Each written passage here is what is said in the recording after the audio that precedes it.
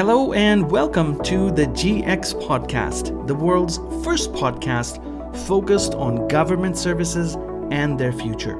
In this podcast, we talk about everything related to government excellence, government service design and delivery, GovTech, and citizen engagement. Join us for insightful interviews and conversations every month. Visit us online at gx.ae. Tim Unwin, my friend, thank you for being on the GX podcast. And we're talking about GX Now, the documentary that you and many other people made possible. So welcome to this podcast episode.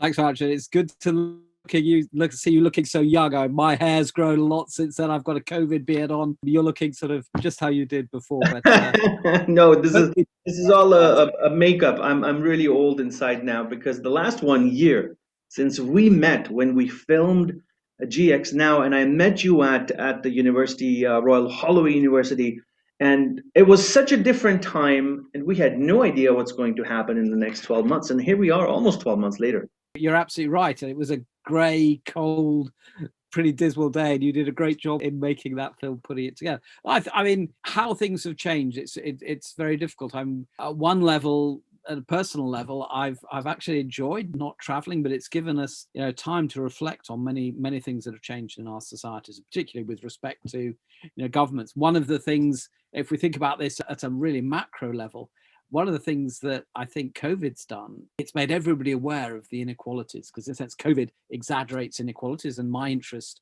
around digital tech, which absolutely exaggerates inequalities.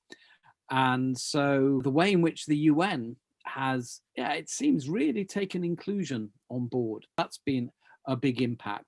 I'm not sure at the national government level how much that has changed. In some countries it has, but I think so many governments have just been caught up in trying to find the best way to resolve the crisis. And in Britain, it's not just one crisis of COVID. We've had all the final arrangements of Brexit and those debates at different levels. So now we've got the discussion around, are we all going to have digital passports? And I want to talk to you about that. I want to talk to you about a couple of different things. So the idea of making the documentary GX Now was to capture in a particular time frame what is happening across the world, what are some of the challenges with governments, the rollout of digital services in general, and we talked about a few different things. But the last 12 months have put a really different spin on things. And look at the situation right now. We're talking about COVID-19 vaccine distribution, COVID-19 digital passports. Like, there's a whole new level of services that are potentially going to be launched or so on and so forth. Let's talk about that. First of all, government experience. What is your government experience right now being in Britain? I'm in Canada, and we're talking to people across the world on this podcast. I was speaking to somebody from the film Ot. He's in Estonia, so he shared his insights. That's one of the episodes in the series. I was talking to Jonathan yesterday. He's in San Francisco, and so I have him in with his feedback. What have your experiences been over the last 12 months, if we can? Yeah, I've been hugely critical about our government and the way in which it's approached this. I mean, we have one of the absolute highest mortalities as a percentage of the population of any country in the world. But I'm always someone who actually tries to look at the positive side of things. I think we've got things right with the vaccine that you mentioned. I think that's been a great success. But even there, the ways in which the relationships with the European Union have changed, the conflicts that have come around about that.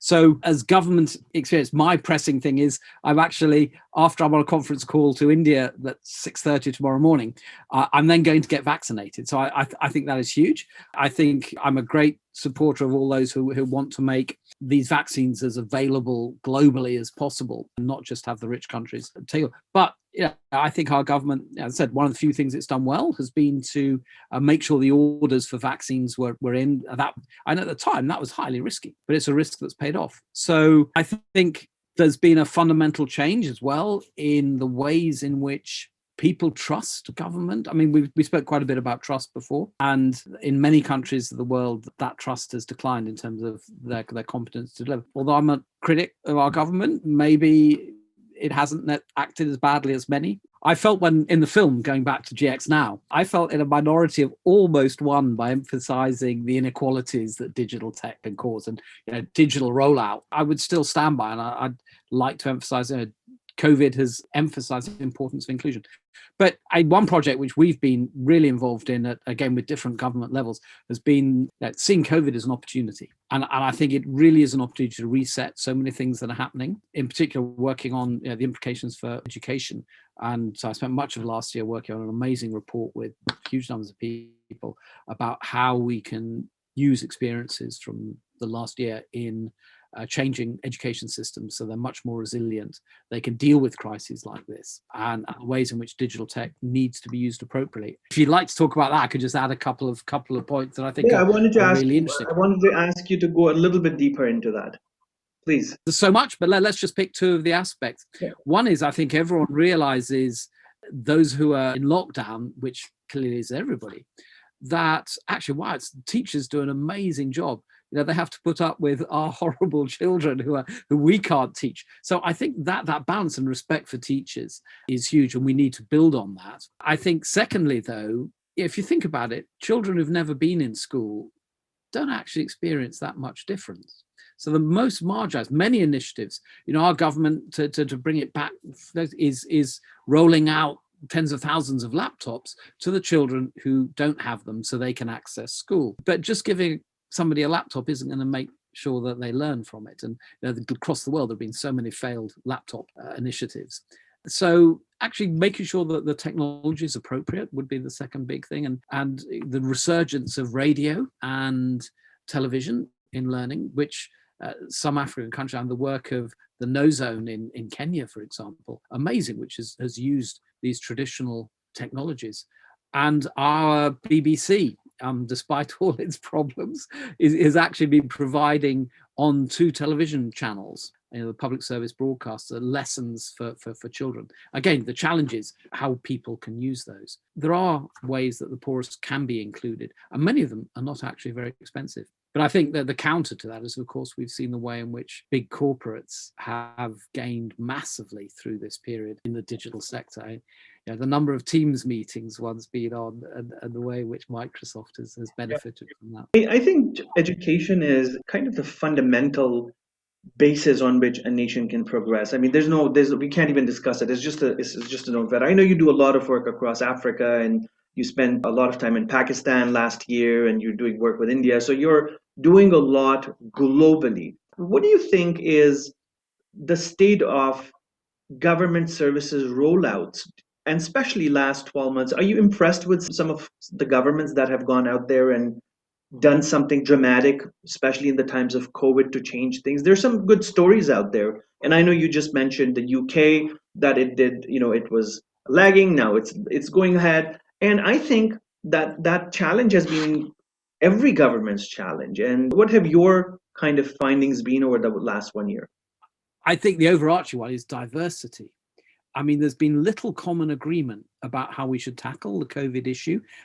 Look at Australia and New Zealand. Okay, they have many positive things. Why is it that they adopted this really hard approach? Maybe they're able to, they caught the numbers early. I'm a great respecter of many things happening in China, and there's a challenge across the world that we don't really know the data. But I've been very, very impressed and bemused at times the ways in which different countries have responded. So there's diversity there. Whether that is as much as anything else to do with the way in which COVID-19 and the different variants of infection have developed, I don't know. We don't know. I mean, I just find one of the most remarkable things is, although great progress on vaccines and things, we just don't know why certain countries have had the incidents that they have. If I remember correctly, the rates you mentioned, Pakistan, the rates of infection in Pakistan are half those or less of those in India. And India is obviously vastly less than we are. And what's causing this? Why? Is it social things? So I think governments, very few governments have been sufficiently proactive on this. Most have been reactive. And I guess one of the lessons has to be democracies, as we like to consider them, may not be the most efficient forms of government through which crises like this can be dealt with. That's a tough thing to say. But even the difference between Canada, where you are, and the US, I was thinking, Canada is what, 40th in terms of vaccine rollout. Why is that? Correct me if I'm wrong in that figure, but I think it's something like that. Yeah, that's right. And Canada went from being the country that had kind of placed the maximum number of orders for the maximum number of vaccines, but now we're just down somewhere at number 40. And the government is working on it. They've got issues with suppliers. We don't have a manufacturing capacity for COVID-19 vaccines in Canada. And so everything is coming from outside, and that's the problem. So they're working on it. They have revised numbers now, and the campaigns are underway. So I think different governments have worked on it differently. Israel is number one in vaccinations, but they also have, I think, a really good setup, a really good system. I think they're vaccinating people 24 hours. They're open 24 hours. And so the UAE is number two, and they're vaccinating people. I think they have a rate of, so far they've done 50%, like out of 150 people are being vaccinated. So they're doing well. The UAE is now on our red list. But it was, going back to this point about GX now and governance, it's really interesting, really early on in the COVID, sort of April, May last year, I did a lot of blogging about predicting, which I don't usually do at all. But there were some things that were so clear that were happening. One is the way in which digital is going to become ever more important and much more omnipresent. That certainly happened. I think the changing balance of geopolitical power between the US and China, that has certainly happened. I mean, the way in which China's economy has bounced back as against the US. And I think there is going to be very much a global reassessment of power in the longer term, that COVID is an accelerator, rather like digital tech as being an accelerator. It's an accelerator of change, and it's a fun time to live through it, actually. Yeah. We just have a few more minutes left. I know we have limited time with you today. I want to ask you your opinion on how can governments cooperate on creating this new COVID-19 passport system, whether it's digital, whether it's physical, so that it can be adopted internationally, right? Do you have any thoughts on that? Like, how could everybody come together? It's a really complex project, I'm sure, but any thoughts? I'd love to hear your thoughts on it.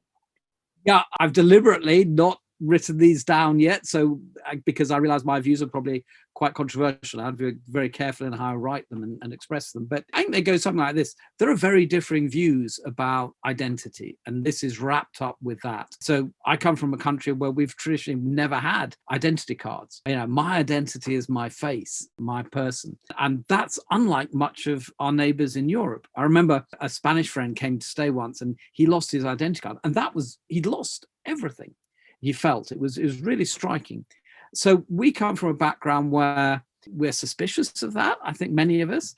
Personally, I have, as you will know, I try to be quite digitally secure, and everything can be hacked. And I'm not sure I want my identity on an app. If we have yellow fever cards, we could have that. I know it's not as efficient, environmental issues, although creating apps and using those also has massive environmental issues. So I have very mixed, talk for hours, but I have very mixed views. So personally, I'd be very happy with a card, but I don't want to download an app. If it is just a means that you could access a government site that has it on already, that can be hacked in any case, fine. But I don't want to have it on an app, which is paradoxical, because at the same time, I think some mechanism globally to bring this together makes a lot of sense. It's really interesting, just the latest on that.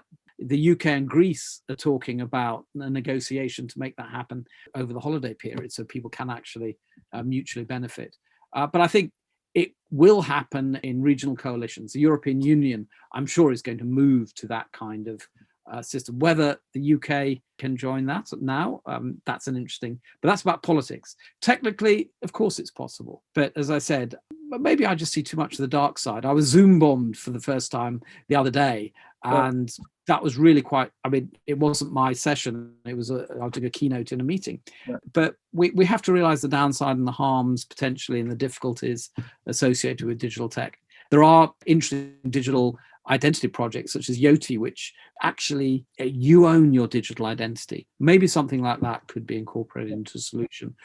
But where there's an external solution that I have to have an app, all these things are possible to hack anyway. I mean, you can fake a card, you can, but I think we have to explore it as a possibility, but I don't want it to be an easy access into assuming therefore that everyone will have a digital identity. That is quite a dangerous path to walk down. But that's another conversation. Absolutely. Well, here's to all the possibilities and looking forward to a world where we have learned our lesson and we're more resilient. The world created COVID-19 vaccine, I think, in a record time, in less than a year. And so there's that acceleration of something that has happened and that can change. But it was so quick.